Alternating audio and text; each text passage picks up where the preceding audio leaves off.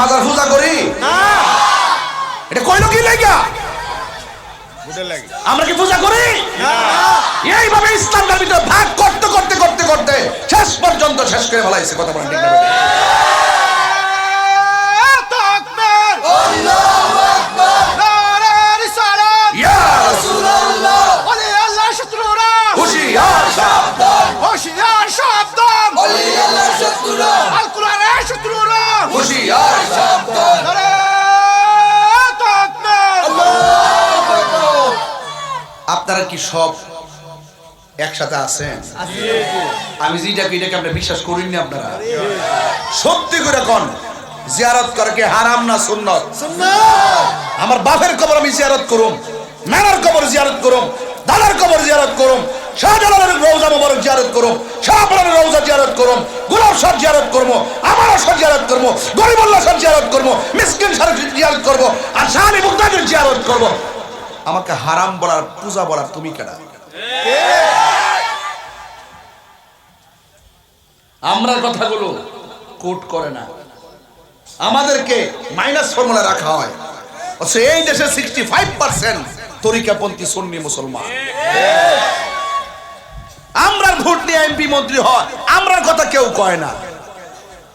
দুয়া লোক আর যারা মাজার বাঙ্গার কথা কয়, বুঝবাই না? আমরা গ্যালারিতে আছি,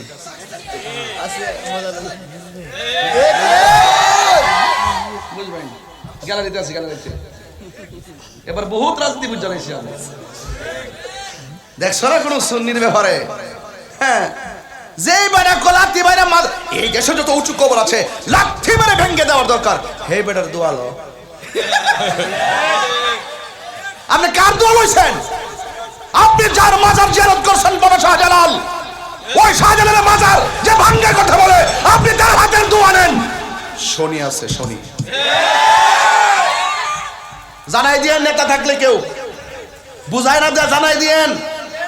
আমরা গ্যালারিতে আছি, এই দেশে ওলি আল্লাহর বিরুদ্ধে অবস্থান করে কেউ থাকতে পারবে না। তাদের উপরে বিপদ আসবেই, আসমানি গজব আসবে।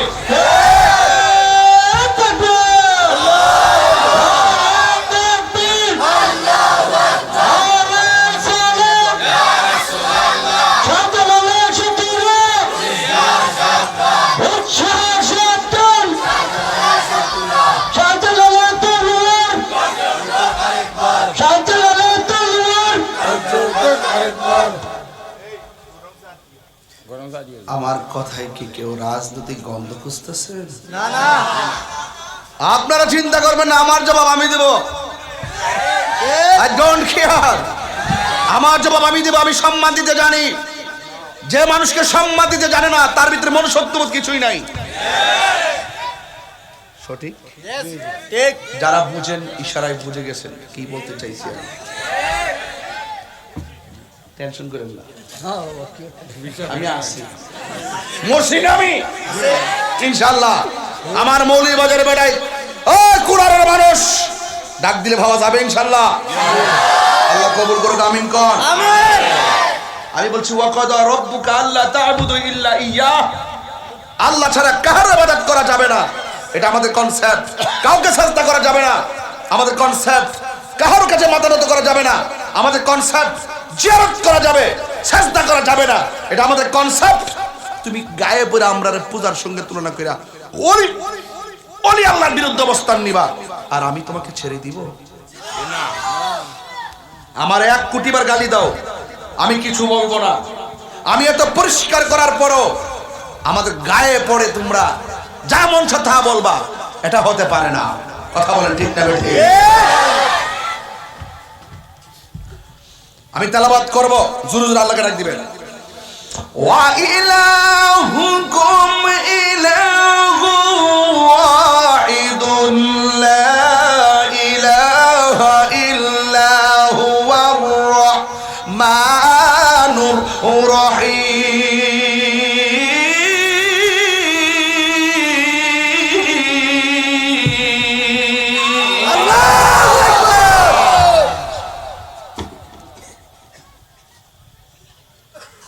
আল্লাহ রাব্বুল আলামিন বলে আমি আল্লাহ হইলাম একজন, আমি আল্লাহ ছাড়া কোনো ইলাহ নাই। এরপরে আমার আল্লাহ কই ওয়াবিল ওয়ালিদাইনি ইহসানা, মা বাবার সঙ্গে ভালো ব্যবহার করো। ইবাদতের পরে আল্লাহ কয় মা বাবার সঙ্গে ভালো ব্যবহার করো। দেখবেন আমি যখন মার ওয়াজ করি মানুষ কান্দে, আর যারা মাজারে জিয়ারতকে পূজার সঙ্গে তুলনা করে হেরার মুখ দিয়া জীবন মা বাবার ওয়াজ শোনা যায় না। হেরা মা বাড়ি যে কই জানি না। আমার বাড়ি কই বনবেরা, বাড়ি কই বনবেরা, সারা দেশের মানুষ জানে।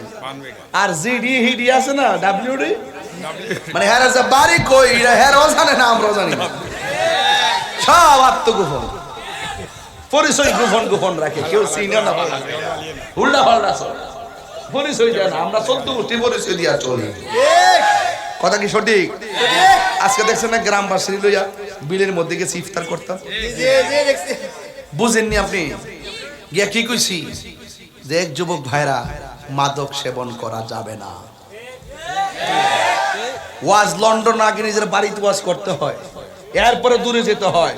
কু আনফুসাকুম ওয়া আহলিকুম নারা, আগে নিজে বাঁচো, তারপরে তোমার আহলকে জাহান্নামের আগুন থেকে পরিত্রাণের রাস্তা দেখিয়ে দিয়ে জান্নাতের দিকে পাঠিয়ে দাও। সুবহানাল্লাহ। আপনারা আবার ওয়াজ শুনবেন, মা বাপের মনে কষ্ট দিবেন, এই ওয়াজ শোনার কোনো দাম আছে ভাই? আল্লাহর হাবিব সাল্লাল্লাহু তাআলা আলাইহি ওয়াসাল্লাম একদিন গোরস্থানের মধ্যে গেলেন, যাওয়ার পরে আমার নবী ঘুরতেছেন। আপনারা জবান খুলে বলুন, আমার নবী কবরবাসীর অবস্থা জানার ক্ষমতা আছে না? আছে। ওয়া মা ইয়াস্তাবিল আহইয়া ওয়ালাল আমওয়াত।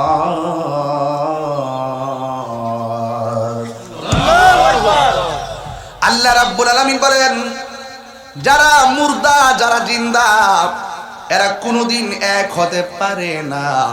ইন্নাল্লাহা ইউসমিউ মাইয়াশা, আল্লাহ যারা ইচ্ছা করে তারে কবরের আযাব দেখার সুযোগ দেয়।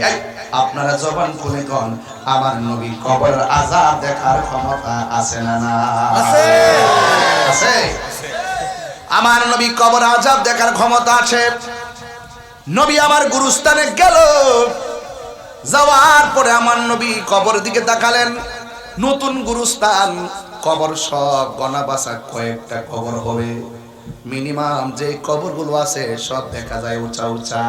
ওই মুহূর্তে আমার নবী একটা কবরে তাকায় একটা মুস্কি হাসি মারলেন, আর একটা কবরে তাকায় নবী মুস্কি হাসি মারলেন, আর একটা কবরে তাকায় নবী মুস্কি হাসি মারলেন। আবার সাহাবায়ে কেরাম জিজ্ঞেস করে, ইয়া রাসূলুল্লাহ, ইয়া হাবিবাল্লাহ, নবী গো, ইয়া রাসূলুল্লাহ, ও মায়ের নবীজি, আপনি যেই কবরের দিকে তাকালেন, তাকায়া কেন আপনি মুস্কি হাসি দিলেন? ইন দি মিন টাইমে আমার নবী, আপনার নবী বলেন, ও সাহাবী, আমি তাকায়া দেখলাম প্রত্যেকটা কবরবাসীর কবরের গায়ের নিচে, বডির নিচে আমার আল্লাহ জান্নাতের বিছানা বিছায়া রাখছে। আমার নবী দেখার ক্ষমতা আছে না নাই? এই শান বললে অনেকেরই পছন্দ হয় না।